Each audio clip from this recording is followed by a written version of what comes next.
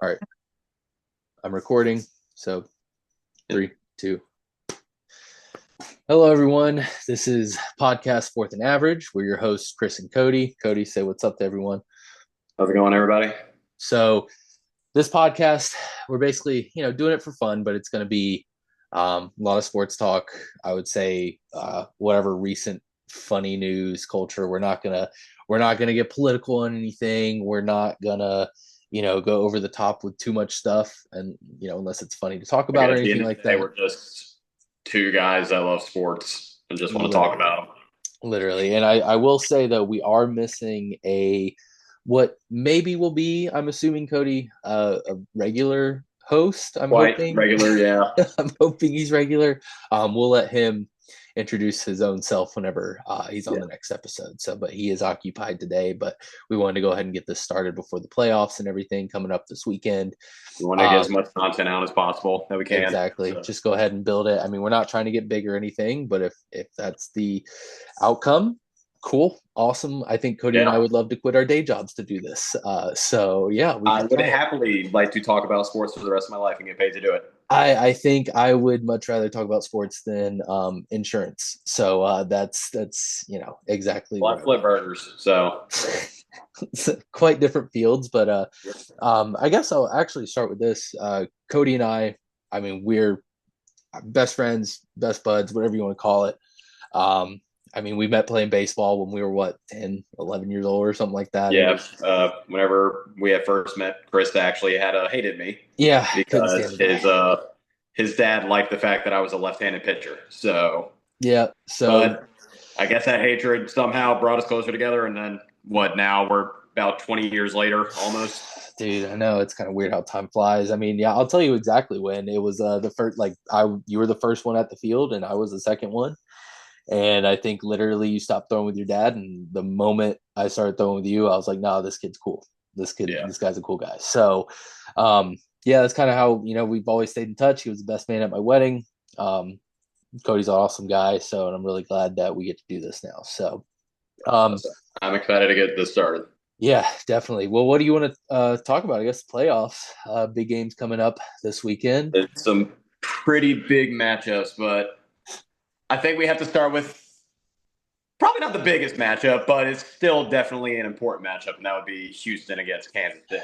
Yeah, Right now, Kansas City is favored by 8.5 points, minus 500 on the spread to plus 385 for Houston. They got it at 41.5 right now. So 41. this is a very low scoring game. If I What have to say for myself, is what their Vegas is telling us. I would say the under on that one.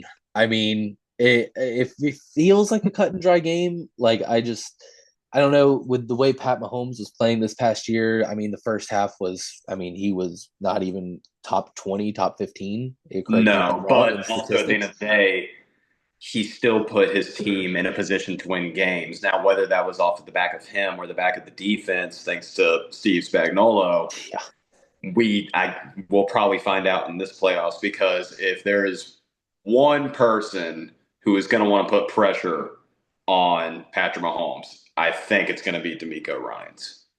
I mean, yeah, I mean, we saw what the Texans defense did last week against the Chargers. Like I Will mean, Lance Anderson was just a complete monster well, Will that entire Anderson game. and the dirty bubble. I Secondary was mean, falling out. yeah, I mean the dirty bubble though, snatching up, Jim Harbaugh on the sidelines. I think he had a That played big. a big part in that. I would Yeah. say so. I would say so.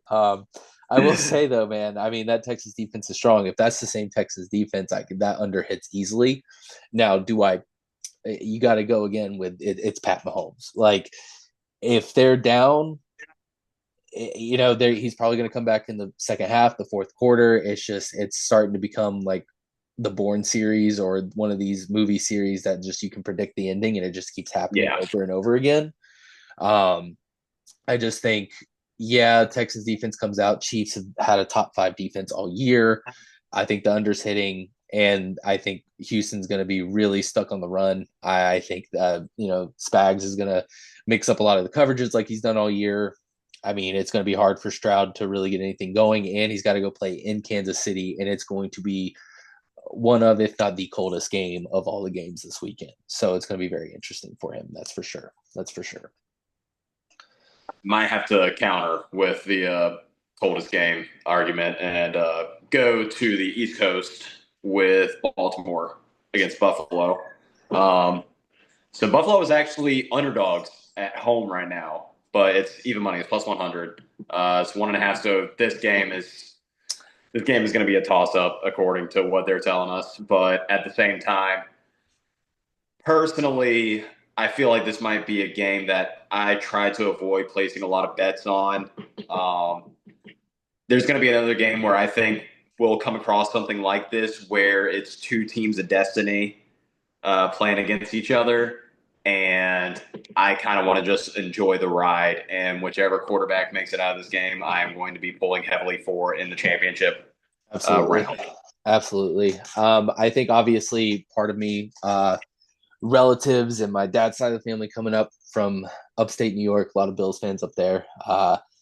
But so my heart's leaning there, and plus Josh Allen and the whole fan base, it's magical. You got the same thing over It's there. borderline like genuine love in a way for him in that state. It really is, and In the city that of Buffalo, honestly. Like he right. is one of them. Right. I will say though, my heart wants to choose Buffalo, and I'm right there with you as far as this is a game that I don't think you need to put any type of money. I think you sit back and watch, and you would just enjoy what we're probably going to see on that field.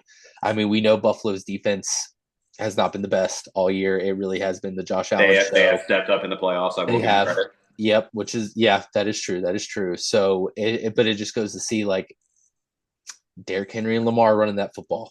I mean, that front seven is going to have to really, I mean, yeah, they stepped up. They're going to have to do it again, except at a much more extreme height, I think, just to stop that run, which is why the heart says Buffalo, the mind says Baltimore, to be completely honest. I mean, what do you think about the Lamar stuff as far as, him choking in the playoffs, being that guy where he's won two MVPs, incredible throughout the regular season. He could even win his third, but he did have a great wild card round, but we've seen him get this far before and has fallen completely flat.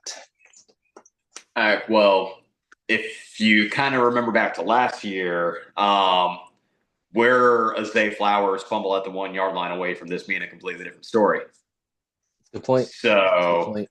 I think this is less of a Lamar narrative now, as much as I think it's becoming a John Harbaugh Ooh, narrative.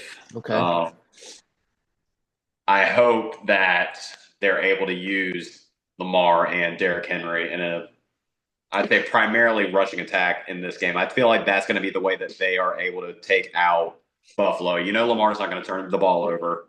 He's going to be able to keep control of it. So just him and Derrick Henry just pounding out drives the entire time. They had a drive, if I remember correctly, last week where it was 13 plays in a row where they didn't pass. It was 13 straight run plays. I think it was. I think it was. Obviously, comment below the video, whatever it was. Call us out on our BS, by the way. This is a good Yeah. time. Like, we don't care. We're not analysts. We are just sports fans in general. We are just, a lot of it's can be BS. So call us out on it. I'm just happy to be Oh, here, well. honestly. Also, we don't really care. So just putting that out there as well. Yeah. But yeah, I think that's right. I think it kind of goes to they have the ability to do that. And does Buffalo have the stamina and the depth to keep rolling out these defensive tackles and these defensive ends and like just staying on top of it? Because in a sense, every play can be a run play for the Ravens. I mean, Yeah. even when Lamar drops back to pass, and he is an excellent passer, that hasn't been a narrative for a long time, for years now, that it's like, oh, he's just a glorified running back. That's been put in the dirt. That's Gone. been gone for years now. Yeah. But He might be the best just pure passer in the league. he I might feel like you just be could the make an argument for that. exactly, like with his yards and his completion percentage this year and his passing touchdowns. So it just goes to show you, though, that even though that asset of his game has come along at an MVP level, as he's proven twice and could prove a third, like I said before, it's just he still is like he drops back if they're playing man coverage, like he's going to run the ball. It's just you got to play a lot of zone. The defense is going to be predictable for Buffalo. It's probably just tighten up the box a lot. You're probably it sucks because they run a lot of nickel packages. So how are you going to stop the run game? Buffalo is and Sean McDermott is known. I mean, when we're Panthers fans, we saw him at Carolina. We ran That's why you've so seen this firsthand. Best way it brought us to a Super Bowl. yeah, and that's the thing is he's getting the like Buffalo's defense would have almost the same result, I feel like, with the amount of talent they have on there as the Panthers defense this year under Avero. And look what Sean McDermott is able to do with that, is what I'm trying to say here. So, yeah, it can be done. It's just we know it's going to be a nickel defense. We know it's going to be primarily zone, as we've seen. Yep. So you got to figure out, just dig your heels in and stop that run, and nothing too deep, nothing big shots. But they Play don't give up the deep ball too with. high. We know Just that Zay Flowers is going to be out this game. More than likely, It's not 100% yet. Um, so I think Bateman's probably going to have to step up again this game, and they're going to have to find Mark Andrews over the seam and to be able to break up that zone.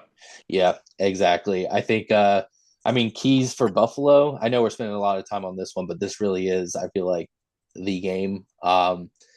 I feel like keys for Buffalo's offense. I mean, Ravens defense have been up and down all year. They've been streaky. They've shown that they have the talent to be a top five, top three defense, and then other weeks they're struggling to keep in the top 15, top Yeah. half of the league. So top 16. So I don't know. I think if the Ravens defense that has shown up probably past 4 weeks. I mean, including the wild card round. I think They, they if I could remember win. correctly, I believe I had heard a stat that since week 11, they have the number one rate defense in DVOA.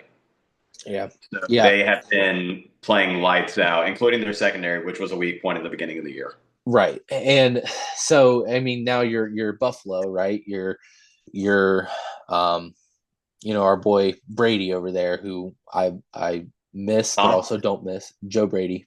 Oh, sorry, my With bad. yeah, nope, Buffalo, yeah, offense So no, coordinator, Buffalo yeah, no, Bills. not We all Thomas. no no Sorry, no no, no not the owner of the Raiders. not Mr. Thomas. My Yeah, apologies. I don't even know what he's known for other than being a minority owner of the Raiders. I don't even The know what he's done. the So jawline and the other stuff we will not speak of what with we the can't. kisses of the lip. Oh, I was gonna say we can't talk about making out with your kids on here, or I mean, I don't know how much of our audience would do that. yeah, that's true. That's true. That's true. All two of the people that are watching this right now, which is Correct. Exactly. I think I mean now you're looking at Joe Brady, you're thinking what are the keys? I think to be honest, I think is a simple, don't even make it hard on yourself. Let Josh Allen go nuclear. Just they let literally let him let go. him ball. That's Just I do hope that, like you were just mentioning with Joe Brady, I hope Todd Monken does the same thing on the other side with Lamar, yeah, and I hope we witness some of the best quarterbacking play that we have seen this season. I think so too. I really think so too. So all right, well, it looks like we got about 10 minutes left of recording. We don't, we're broke over here. So we're doing the free version of Zoom. So we'll just go through the next two games pretty quickly because I feel Yeah. like to most people they seem like they would be fairly one sided. I'm not as sold on one of them, but let's go to Washington against Detroit. Two very high powered offenses. Detroit is very heavily favored, 9.5 points favorite, minus 550 at home. I Right don't know there. about you. I'll I feel stop you like right there real quick before we even blow past it. I'm telling you right now, bet of the day, if y'all want to do it, is I think Commanders 9.5. I think plus 9.5 Commanders. Not saying they'll win. I just think yes, that's a large gap for a high powered offense like the Commanders that they've shown for the past probably 5 weeks just to get here to where they no, are now. So yeah. whenever we're done covering the games, I'll go over a parlay that I'd set up really quick as well. Perfect. Love it. Love it. So, and then of course the final game we'll go to the Rams and the Eagles. The way I'm looking at this game is kind of how I viewed the last game that the Rams were in against the Minnesota Vikings, and that is the quarterback coach combination plays such a vital role in these crucial playoff games. So, am I wanting to take Nick Sirianni and Jalen Hurts? Or do I want to go with Sean McVay and Matthew Stafford, who have been there, done that, and won a playoff game and a Super Bowl at that? Yeah, yeah, they've been there, they've done that. Matt Stafford knows what he's doing. I think you bring up a good point. You look at the sideline and look how not okay. And I understand Philly fans. If you end up watching this, I mean, throw all the hate you want. Cool, sounds good. Be you guys. I know you guys are the most hateful, but also arguably best Most fan passionate. group, passionate, I'd say definitely. they are some of the most passionate fans. I will give them credit for that.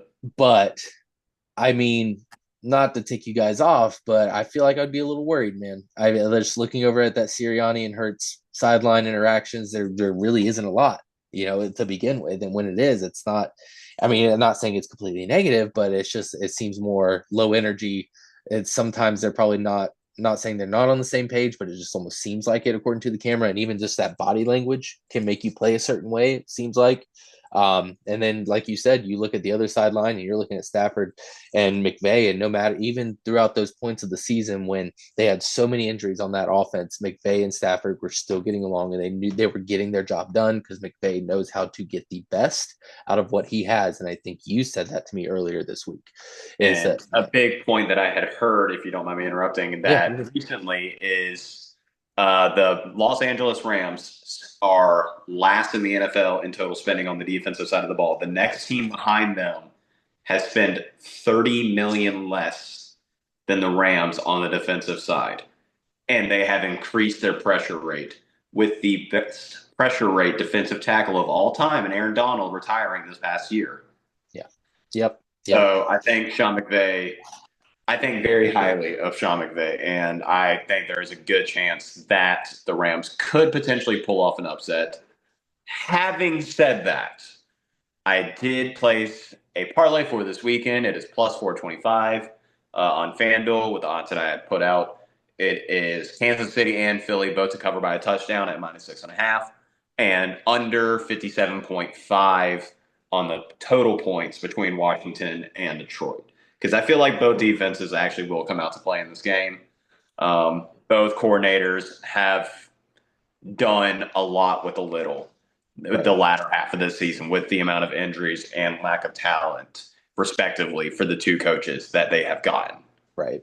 I would agree. I like that parlay. So, if y'all missed that, rewind it a little bit, go ahead and listen it back. If y'all want to put it in, let us know how it obviously did because we'll be watching it. And sorry if it doesn't hit. Don't take our advice.